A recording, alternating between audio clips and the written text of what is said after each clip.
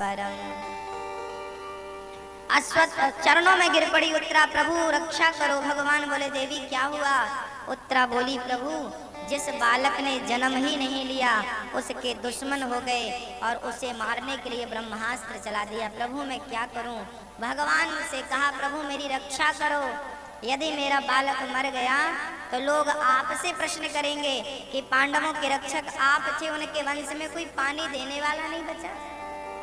भगवान ने नन्हा सा रूप बनाया अपना और उत्तरा के गर्भ में प्रवेश कर गए और भगवान ने उत्तरा के गर्भ की रक्षा की। भगवान को गर्भ में जाना पड़े तो भगवान गर्भ में जाते हैं। अपने भक्त के लिए भगवान सब कुछ करने को तैयार है।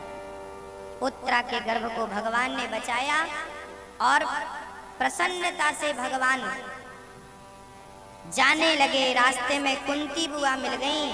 कुंती बुआ ने कहा प्रभु कहाँ जा रहे हैं? भगवान ने कहा बुआ बहुत दिन हो गए हस्तिनापुर में, अब द्वारिका सूनी है, हम द्वारिका जा रहे हैं। कुंती बुआ चरणों में गिर पड़ी। गोविंद आज मैं आपसे कुछ कहना चाहती हूँ। हाँ हाँ बुआ कहो। गोविंद आज तक मैं आपको पुत्र समझती रही, आज तक मैं आपको अपना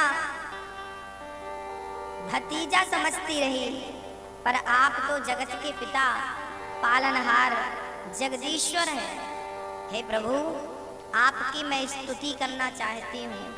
कुंती बुआ ने स्तुति करते हुए कहा कृष्णाय वासुदेवाय देवकी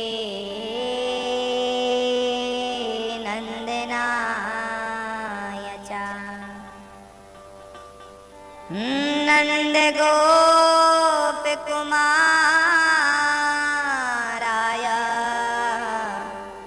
गोविंदाय नमो नमः।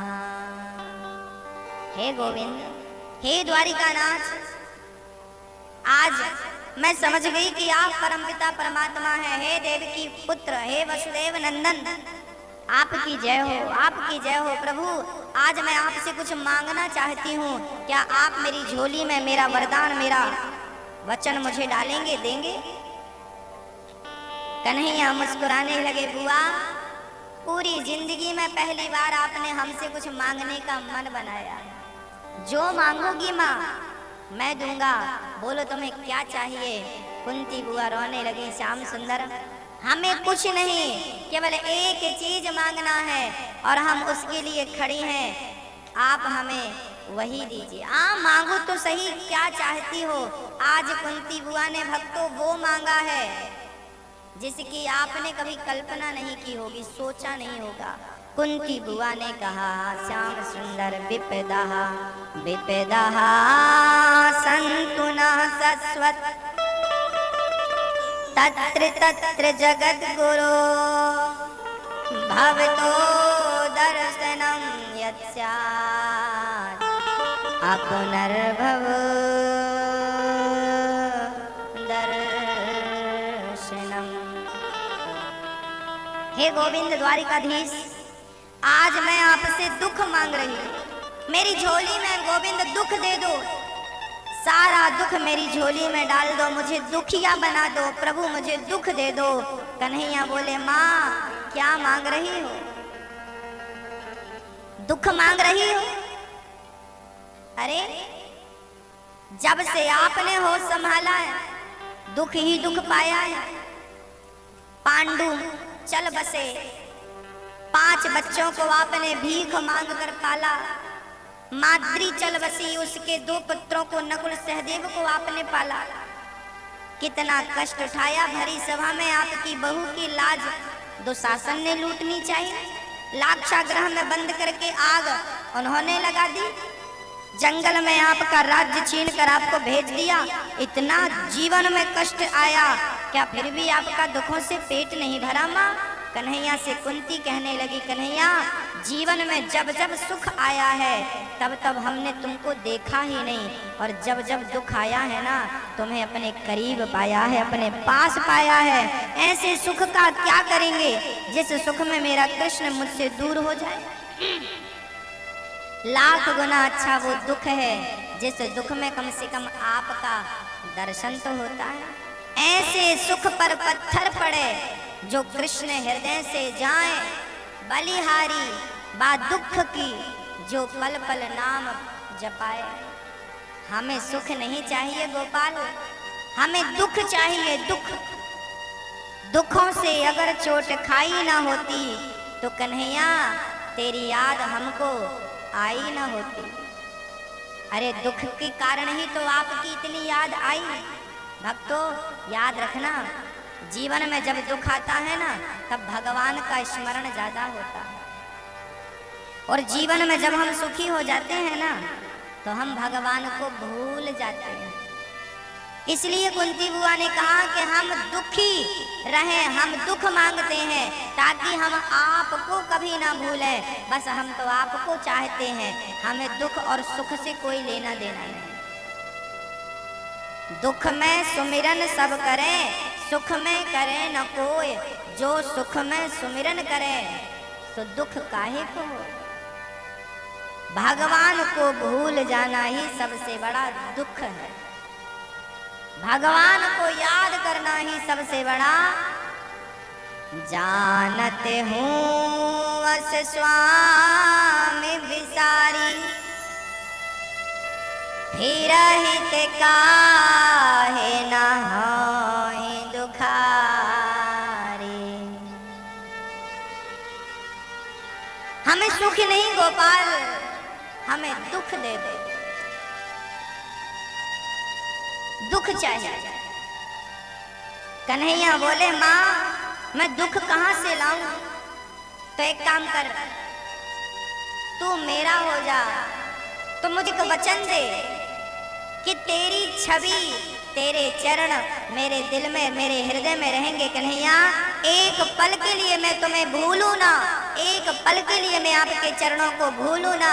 बस यही वरदान दो कि मैं सदा आपका चिंतन करती रहूं, इन आंखों से आपके चरणों का दर्शन, इन कानों से आपकी कथा का श्रवण, इन चरणों से आपके दर्शन के लिए चलती रहूं, इन हाथों से साधु संतों की सेवा करती रहूं। हमें और कुछ नहीं चाहिए गोविंद, हमें केवल आपकी चरण धूल चाहिए, चरण रज चाहिए। भगवान बोले माँ जाओ, हमने अपना स्मरण अपनी याद आपको हमने दिया दिया, चल पड़े।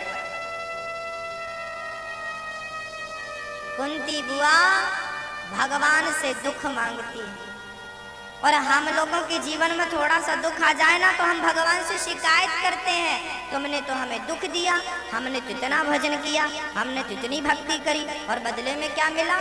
आजकल के लोग भगवान की भक्ति केवल सुख पाने के लिए ही करते हैं। अरे भाई भगवान का सुख से दुख से कोई लेना देना नहीं है। भगवान सुदामा जी गरीब थे, क्या भगवान उन्हें अमीर नहीं बना सकते थे? क्या सुदामा खुद भगवान से याचना नहीं कर सकते थे?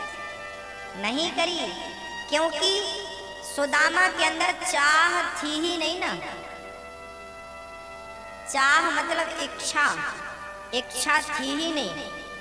जिसे धन पाने की इच्छा हो उसे धन में स्वाद मिलेगा, जिसे धन पाने की इच्छा ही नहीं उसे धन, उसके लिए क्या वैल्यू है उस धन की, क्या कीमत है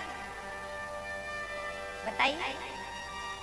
एक फकीर आदमी, फक्कड़ आदमी, साधु नर्मदा के तट पर बैठा है, मां नर्मदा के किनारे भजन कर रहा है। उसके सामने आप 1 करोड़ रुपए रख दो, भाई साधु जी करोड़ रुपया आपके। साधु जैसे राम से लगन लग चुकी है, जो राम का बन चुका है, वो पैसे से क्या करेगा। मीरा ने कहा था ना, पायो जी मैंने, पायो जी मैंने, राम रतन धन पायो। भक्तों का धन क्या है? बोले भक्तों का तो भगवान ही सबसे बड़ा धन है। ना चोर चुरा सकता है, ना परिवार बांट सकता है। दिन दिन बढ़त सवायो, पायो जी मैंने राम रतन धन पायो। जन्म जन्म की पूंजी पाई, जग में समय खपायो। खर्चे न कोई चोर न लूटे, दिन दिन बढ़त सवायो, पायो जी मैंने राम रतन धन पायो।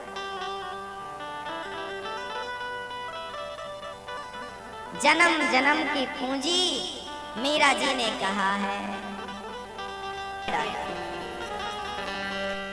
आज सवेरे सवेरे पितामह भगवान श्री कृष्ण किसी का ध्यान कर रहे थे, किसी को याद कर रहे थे, किसी का स्मरण कर रहे थे। पांचों पांडव पहुंच गए कन्हैया। किसे याद कर रहे हैं, किसका स्मरण कर रहे हैं? कन्हैया बोले, भक्त हमें याद करता है, हम अपने भक्तों को याद करते हैं। हम अपने भक्तों को याद कर रहे हैं। कौन सा वो खुशकिस्मत भक्त है प्रभु जिसे आप याद कर रहे हैं, जरा हमें तो बताइए। तब भगवान ने कहा, हमारा एक भक्त है, नाम है पितामह भीष्म। आज हम उसे याद कर रहे हैं। पितामह को? हाँ, चलो तुम्हें मिलाकर लाते हैं। पांचों पांडवों को सहित द्रौपदी के चल पड़े भगवान। पितामह भीष्म शांतनु नंदन। अर्जुन के बाणों से शरीर विदीर्ण हो चुका था। बाणों की सैया पर पितामह भीष्म लेटे थे।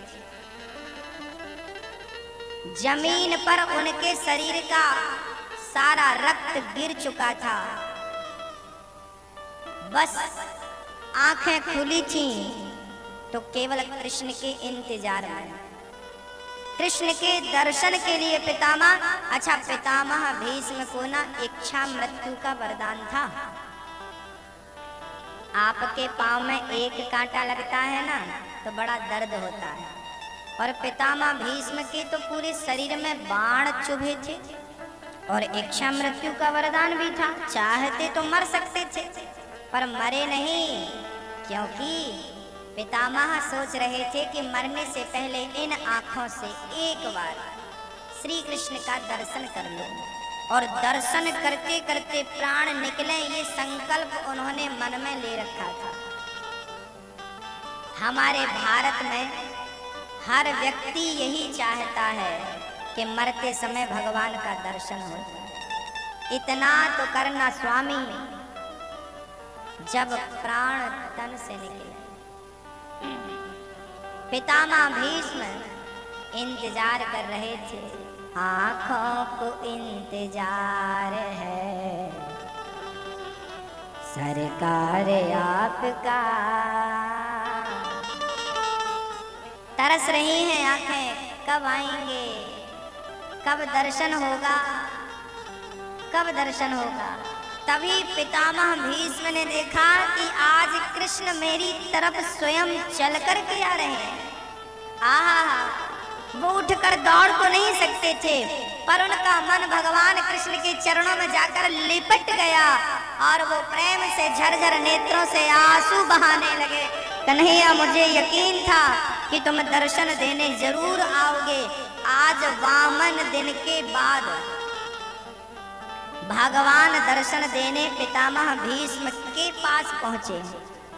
वामन दिन तक वो तड़पते रहे।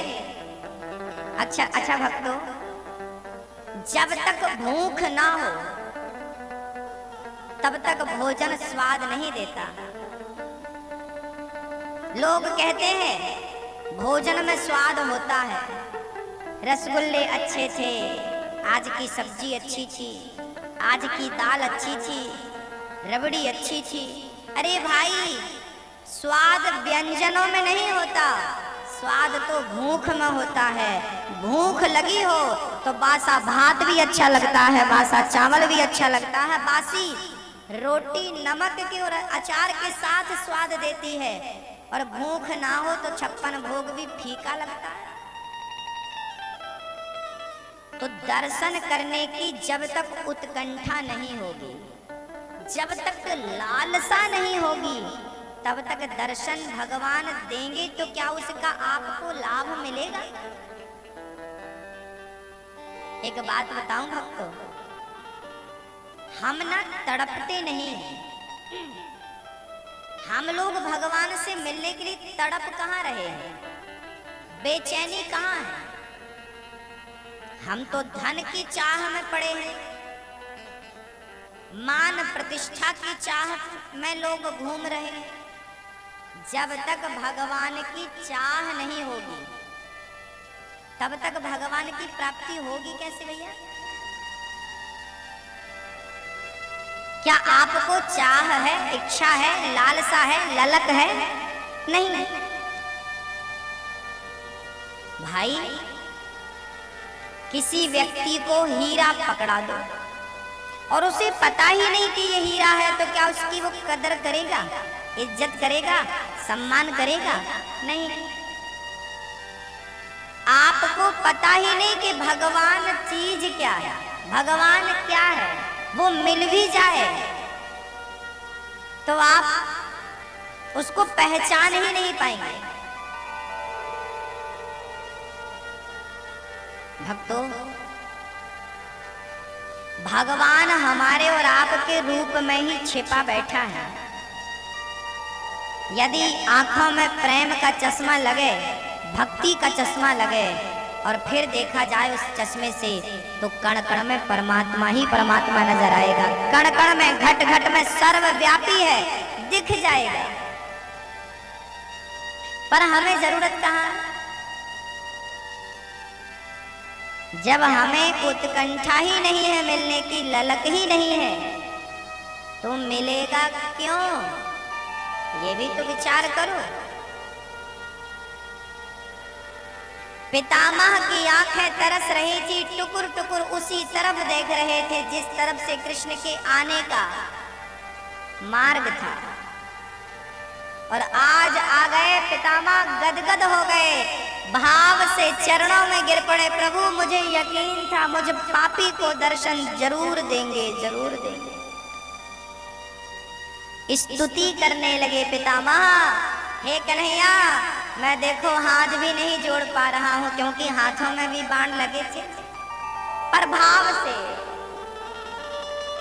कन्हैया, मुझे पता है महाभारत के युद्ध में पितामह भगवान कृष्ण की प्रतिज्ञा थी, मैं अस्त्र शस्त्र नहीं उठाऊंगा, और पितामह ने प्रतिज्ञा ले ली कि मैं अस्त्र शस्त्र तुम्हें उठवा कर ही रहूंगा। तो भगवान ने भक्त की प्रतिज्ञा को बचाने के लिए अपनी प्रतिज्ञा तोड़ दी। भगवान कृष्ण ने देखा कि पितामह बाणों की बरसात कर रहे हैं अर्जुन के ऊपर, तब रथ का पहिया लेकर भगवान दौड़ पड़े। पितामह अब एक भी बाण चलाया तो खैर नहीं। पितामह भीष्म के हाथों से बाण छूट गए, धनुष छूट गया। कन्हैया, मेरी प्रतिज्ञा को रखने के लिए आपने अपनी प्रतिज्ञा तोड़ दी। आपने चक्का उठा करके अपनी प्रतिज्ञा, आपने प्रतिज्ञा ली थी मैं अस्त्र शस्त्र नहीं उठाऊंगा, उठा लिया। भक्त का मान, भगवान कहते हैं भक्त के मान टले न टले, भगवंत के मान को टलते देखा।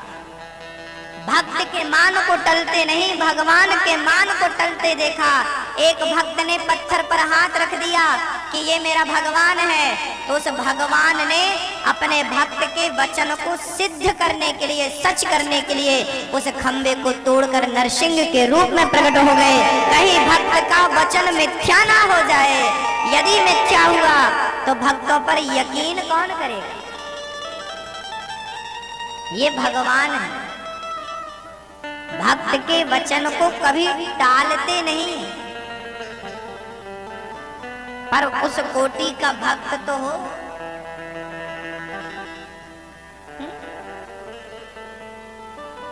आज भी हर खंबे में, हर पत्थर में, कण कण में ईश्वर है, पर निकालने वाला कोई प्रहलाद कहाँ है? हम प्रहलाद बनते नहीं तो वो नरसिंह नहीं बनता, हम गोपी नहीं बनते तो वो श्री कृष्ण नहीं बनता, हम यशोदा नहीं बनते तो वो कृष्ण नटखट नहीं बनता, हम द्रौपदी नहीं बनते तो वो चीर नहीं बढ़ाता, हम अर्जुन नहीं बनते तो वो हमारा सारथी नहीं बनता। हम कुछ तो बने। अर्जुन बनोगे तब तो सारथी बनेगा, द्रौपदी बनोगे तब तो चीर बढ़ेगा, यशोदा बनोगे तब तो तुम्हारी गोद में खेलेगा, तुम्हारा दूध पिएगा, नंद बाबा बनोगे तब तो तुम्हारे संग गैया चराएगा, ब्रजवासी बनोगे तब तो तुम्हारे संग माखन चुराएगा, गोपी बनोगे तब तो तुम्हारे घर में आके माखन चुराएगा और तुम्हें दर्शन देगा। हम बने क्या है, किस मार्ग में उसकी प्राप्ति होती है और हम किस मार्ग में हैं? हम अपोजिट हैं। वो पूर्व दिशा में खड़ा है तो हम पश्चिम दिशा में हैं। हमें चाह कहाँ है उसकी? हमें तो चाह रुपयों की है, परिवार की है। आज लोग रो रहे हैं पैसों के लिए, वाह वाह, इतना अनमोल शरीर भगवान ने दिया और तुम कागज के टुकड़े के लिए रो रहे हो।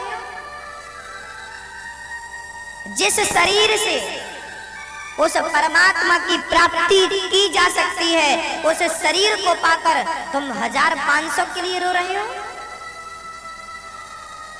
पैसों के लिए मत रो, रोना ही है तो भगवान के लिए रो लो। मीराबाई ने सोना चांदी को ठुकरा कर कृष्ण के लिए 2 आंसू बहाए थे कि नहीं? और याद रखना भक्तों, जब तक प्रेम के आंसू आपकी आंखों से निकलेंगे नहीं और वो आंसू भगवान को चढ़ेंगे नहीं, तब तक भगवान की प्राप्ति संभव नहीं है। प्रेम के आंसू भगवान के ऊपर चढ़े, उनसे अभिषेक करो भगवान का नेत्रों के जल से। अरे पानी चढ़ा देना आसान है, प्रेम के आंसू निकाल कर भगवान को चढ़ा देना बड़ा कठिन है और वही हम कर नहीं पाते, इसलिए वो हमको मिलते नहीं।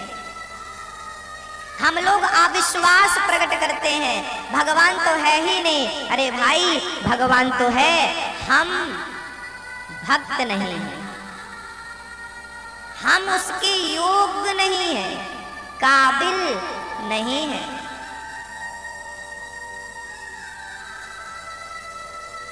द्रौपदी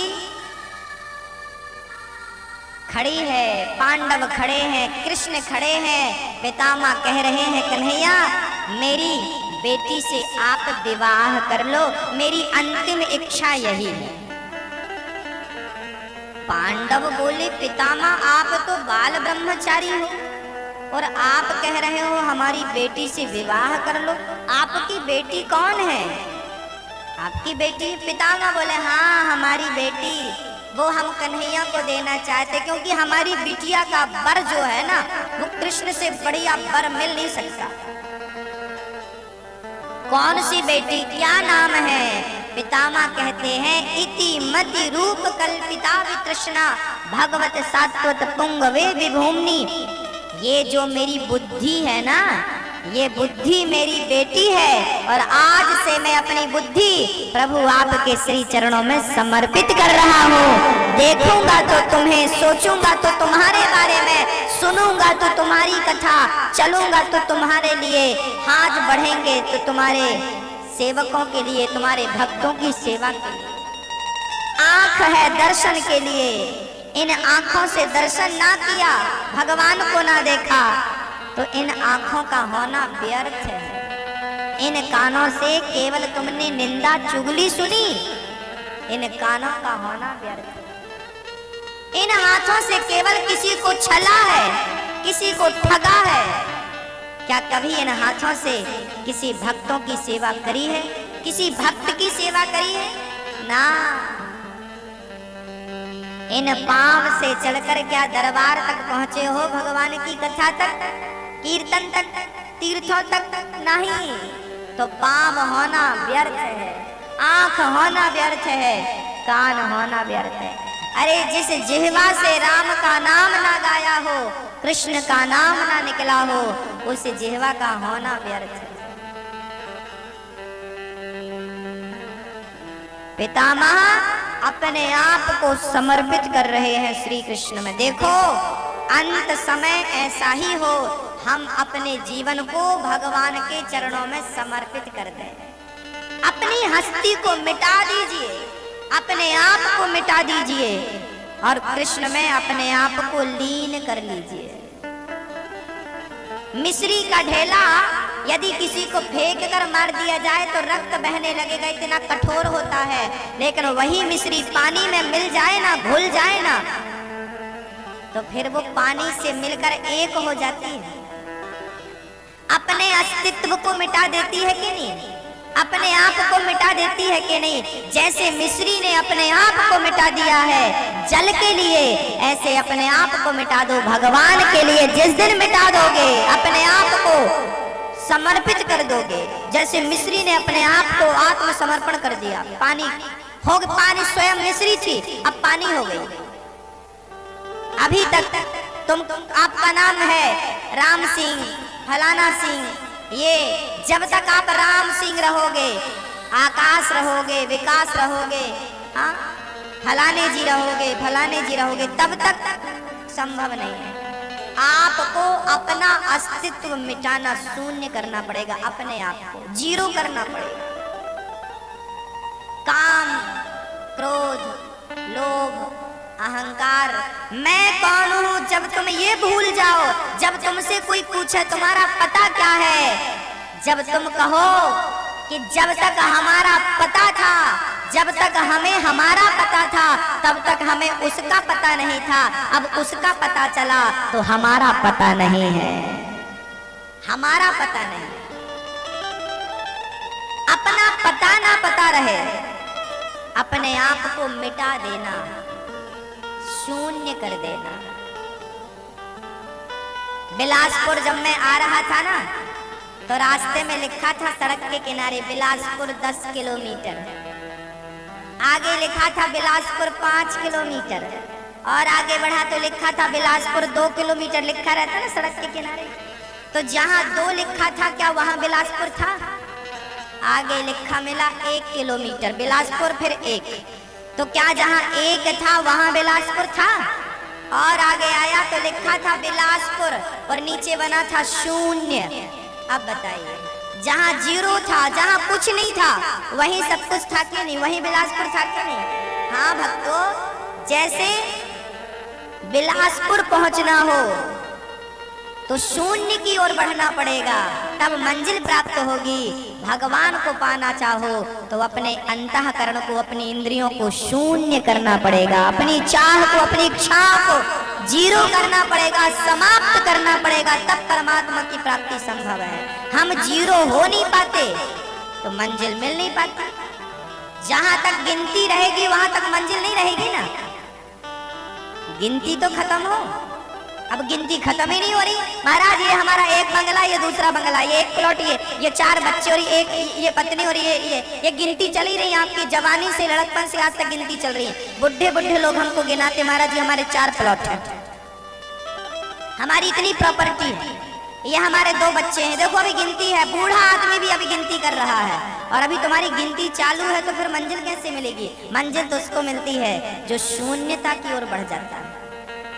तुम्हारी तो गिनती बुढ़ापे में बढ़ रही है, ये वो है, ये वो है, ये वो है, ये भैया जी समझ रही हो ना? शून्य, जीरो, साइलेंट, न्यूट्रल। गाड़ी में के गियर होता है न्यूट्रल, गाड़ी न्यूट्रल में हो कितना भी एक्सीलेटर दबाओ भागती नहीं है, और गियर में फंसी नहीं कि भागी। काम, क्रोध, लोभ, मोह का गियर लगाने के जीवन भर आप भागते चलोगे। अपने आप को न्यूट्रल करो, अपने मन को न्यूट्रल करो, अपनी इंद्रियों को न्यूट्रल करो। हाँ, पितामह भीष्म ने अपनी बुद्धि समर्पित कर दी, पांडवों को उपदेश दिया। पितामह ने कहा अर्जुन कभी बुरा मत सोचना, किसी के बारे में बुरा मत करना, द्रौपदी हंसने लगी, पितामहा मेरे पतियों को ज्ञान, मेरे पतियों को ज्ञान दे रहे हो। भरी सभा में मेरी लाज लुट रही थी, आप कहाँ थे? सबसे आगे बैठे थे, क्या आपने मेरी रक्षा करी? पितामह रोने लगे, बेटी द्रौपदी मैंने जीवन में कोई पाप नहीं किया, इन आंखों से केवल तेरा चीर मैंने खींचते हुए देखा है, इसका दंड मुझे मिला है, मैं बाणों की सैया पर लेटा हूँ।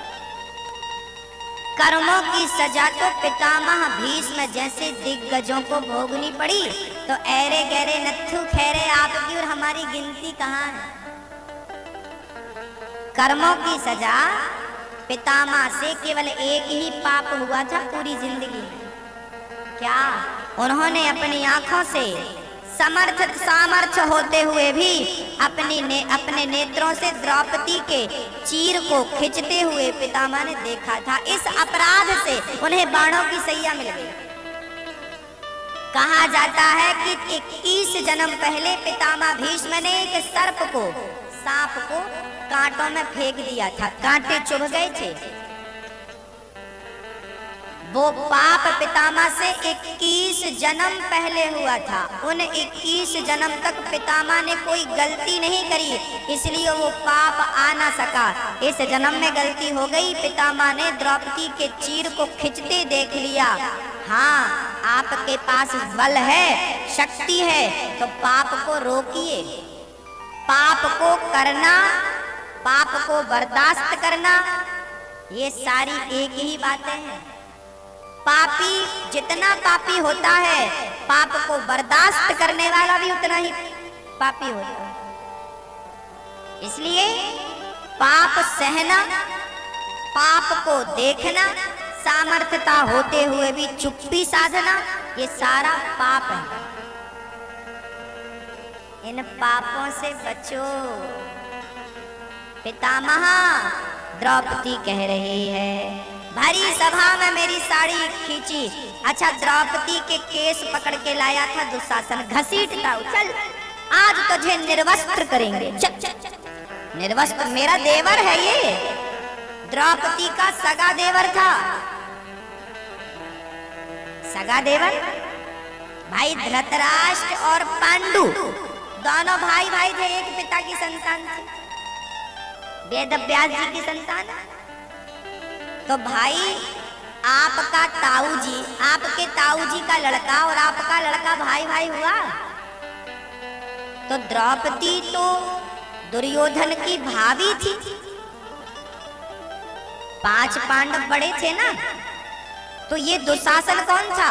ये द्रौपदी का सगा देवर था। आज देवर ने भाभी को, देखो एक देवर ये है और एक देवर है मेरे श्री लक्ष्मण जी, वो भी देवर थे, लेकिन सीता माँ के चरणों के सिवा उन्होंने सीता माँ के मुख को कभी देखा नहीं। भक्तों, लक्ष्मण जी से पूछा था, जब रावण सीता को ले गया ना, तब सीता ने अपने वस्त्र आभूषण डाले थे, बचाओ राम। तब सुग्रीव को सीता के वो आभूषण मिल गए थे, राम को दिखाया सुग्रीव ने, प्रभु पहचानो ये सीता के आभूषण है। लक्ष्मण जी से कहा, राम जी ने, भैया लक्ष्मण देखो जरा सीता का आभूषण है। लक्ष्मण जी ने कहा, प्रभु मैं नहीं पहचान सकता। क्यों? तुमने सीता को नहीं देखा ना? हाँ, पाँव की पायल हो, पाँव की बिछिया हो, उंगली में पहनते, वो हो तो दे दो। मैंने आज तक, लक्ष्मण जी बोले, जब से सीता माँ का विवाह आपसे हुआ है राघव, जब से सीता मैया आई है, मैंने उनके चरणों के सिवा, मैंने चरणों के ऊपर, उनके मुख में, उनकी कमर में, उनके घुटनों में, उनके पेट में कभी दृष्टि डाली ही नहीं। उनके चरणों के अतिरिक्त मैंने कभी देखा ही नहीं उनको नजर उठाकर। ये लक्ष्मण की मर्यादा है। वो अपनी माँ को भी नहीं देखते, चरणों को देखते। पायल हो तो मैं पहचान, क्या मर्यादा थी हमारी। देखिए ये मर्यादाएं हैं, ये त्रेता की मर्यादा है, जो कि द्वापर आते आते ये नष्ट हो गई, और कलयुग में तो अब भगवान जाने कितनी बच्चे। दुशासन देवर पकड़ रहा है, उतारो वस्त्र, लगा खींचने, आज निर्वस्त्र करूंगा और पूरी देखो क्या सूझी। भरी सभा में बाप बैठा है। आज कलयुग का बेटा भी इतना नालायक नहीं होगा जितने तब के ये दुशासन लोग नालायक थे। आज के बच्चे दूसरे की बात माने ना माने, दूसरे का सम्मान करे, बाप का तो करते ही हैं, फिर भी थोड़ा बहुत कोई बेटा अपने बाप के सामने किसी स्त्री को निर्वस्त्र कर सकता है क्या? आज के जमाने में नहीं कर सकता। गुरुजी बैठे हैं, पितामह भीष्म बैठे हैं, धृतराष्ट्र बैठा है और ये एक स्त्री को निर्वस्त्र कर रहा है। ये तुम्हारे संस्कार है? यही सिखाया तुम्हारे बाप ने? संस्कारहीन था दुशासन, संस्कारहीन था दुर्योधन, इसलिए सर्वनाश हो गया भक्तों। याद रखना, बच्चों को धन दे करके आप संपन्न नहीं बना सकते। बच्चों को संपन्न बनाना हो, सुखी बनाना हो तो उन्हें संस्कार देना सीखिए, उन्हें संस्कार दीजिए, क्योंकि संस्कारवान ही इस संसार में सुखी और सुरक्षित है। कुसंस्कारी दुर्योधन दुशासन तब भी सुरक्षित नहीं थे, मारे गए कि नहीं? क्या हर्ष हुआ? द्रौपदी ने कहा, कन्हैया वस्त्र का अवतार धारण कर लिया भगवान ने, रक्षा करी द्रौपदी की। भगवान ने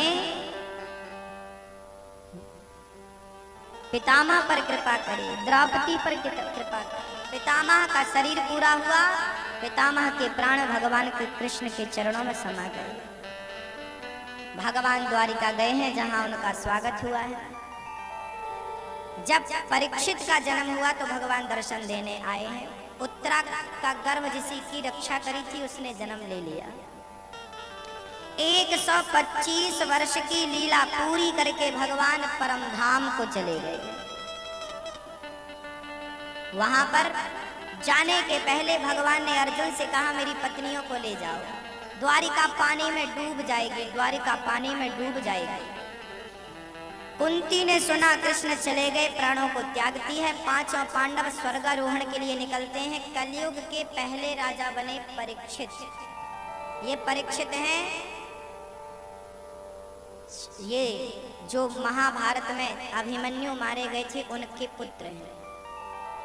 परीक्षित ने एक दिन जंगल में यात्रा करी तो एक गाय और एक बैल, 3 पांव टूटे थे बैल के, पृथ्वी के रूप में गाय ही खड़ी थी, गाय के रूप में पृथ्वी खड़ी थी, बूढ़ी, आपस में संवाद हो रहा था। एक काला सा व्यक्ति उन्हें मार रहा था। परीक्षित ने बोला, मूर्ख, कौन है तू मेरी गाय को और मेरे बछड़े को मारने वाला? काला आदमी चरणों में गिर पड़ा, महाराज मुझे लोग कलयुग कहते हैं, मैं कलयुग हूं। कलयुग? हट जाए यहां से, मेरी नजरों से भाग जाए यहां से, दिखाई मत पड़ना मेरे राज्य में। कलयुग बोला, महाराज जहां जाता हूं आपका ही नाम, आपका ही राज्य पाता हूं, कहां जाऊं? मुझ में लाख बुराइयां हैं पर मुझ में एक अच्छाई है।